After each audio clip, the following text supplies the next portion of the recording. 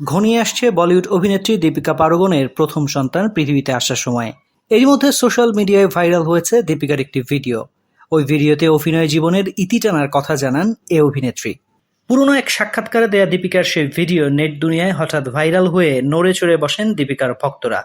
কারণ ওই ভিডিওতে দীপিকা জানান বিয়ে এবং সন্তানের পর অভিনয় ছাড়ার চিন্তাভাবনা রয়েছে তার।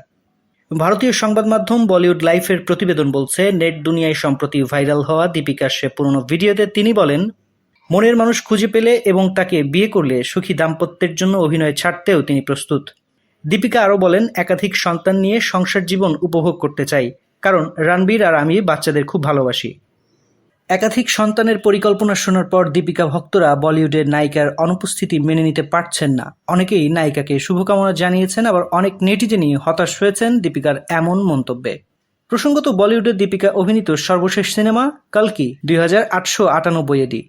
তেলেগু সিনেমার জনপ্রিয় অভিনেতা প্রভাসের সঙ্গে জুটি বেঁধেছেন অভিনেত্রী।